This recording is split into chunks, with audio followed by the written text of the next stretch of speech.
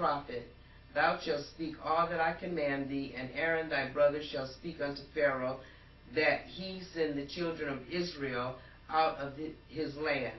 And I will harden Pharaoh's heart, and multiply my signs and wonders in the land of Egypt. Miriam, as the representative of high priestess of Isis, would have been the goddess in bodily form. The rest of the story is pretty well known. I hope you can see by now that whenever you see Moses in Miriam's name, it becomes clearer. The above circumcision verse the above circumcision verse is an example. Why was Pharaoh so reluctant to let Miriam and the others go? Because Miriam, as the high priest of Isis, represented in a spiritual and religious political sense his authority to rule. Isis was an integral part of Egyptian society. I think you can understand his reluctance.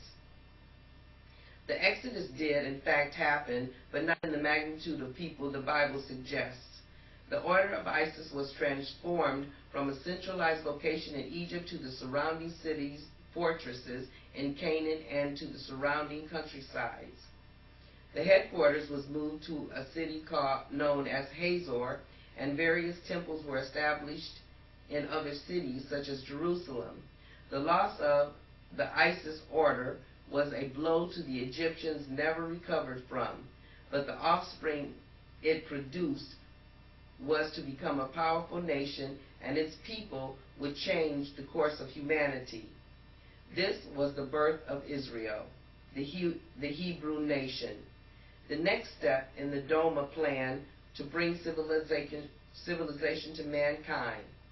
It is in these people that a new and advanced concept of spiritual enlightenment would be born. The concept of a single spiritual force that, unlike the gods and idols of more primitive societies, would reside not in a single nation or city, but in the hearts and minds of all those who believed. The priestesses of Isis carried this knowledge onward from Egypt and gave it to the nomads and city people in the surrounding countries. They forged a nation of diverse peoples into one people and one God. And wherever you were, God was there with you. I know this sounds obvious to you today, but imagine how powerful this was to those who had never heard it. Now that you understand why Pharaoh did not want to let them go and why they had to go, let's see what happened. Everyone knows of the plagues that were heaped on the Egyptians. These should always be remembered as a sign of what was done to bring you the word of God. We will go now to the last and greatest of these plagues, the final measure, Exodus. And the Lord said unto Moses, Yet will I bring one plague more upon Pharaoh and upon Egypt. Afterwards he will let you go hence. When he shall let you go, he shall surely thrust you out hence altogether. Speak now in the ears of the people, and let every man borrow of his neighbor, and every woman of her neighbor, jewels of silver and jewels of gold. And the Lord gave the people favor in the sight of Egyptians. Moreover, the man Moses was very great in the land of Egypt, in the sight of Pharaoh's servants, and in the sight of the people. And Moses said, Thus saith the Lord, About midnight will I go out into the midst of Egypt, and all the firstborn in the land of Egypt shall die, from the firstborn of Pharaoh that sitteth upon his throne, even unto the firstborn of the maidservant that is behind the mill, and all the firstborn of the beast. And there shall be a great cry throughout all the land of Egypt, such as there was none like it, nor shall be like it any more. But against any of the children of Israel shall not a dog move his tongue against man or beast, that ye may know how that the Lord doth put a difference between the Egyptians and Israel. And all these thy servants shall come down unto me, and bow down themselves unto me, saying, Get thee out, and all the people that follow thee, and after that I will go out. And he went out from the Pharaoh in a great anger. And the Lord said unto Moses, Pharaoh shall not hearken unto you, that my wonders may be multiplied in the land of Egypt. And Moses and Aaron did all these wonders before Pharaoh, and the Lord hardened Pharaoh's heart, so that he would not let the children of Israel go out of his land. These are the verses preceding the final plague. Notice these two verses. And the Lord gave the people favor in the sight of the Egyptians. Moreover, the man Moses was very great in the land of Egypt, in the sight of Pharaoh's servants and in the sight of the people. As you can see, the people of Egypt liked the Hebrews. And the next verse about Miriam is even more revealing. As high priestess of their greatest goddess, she would have held a position second only to Pharaoh. Remember that the Egyptians still felt this way after all that had happened. The next event would convince Pharaoh and the other priests that it would be wise to let the servants of Isis go. Exodus. And the Lord spake unto Moses and Aaron in the land of Egypt, saying, This month shall be unto you the beginning of months. It shall be the first month of the year to you.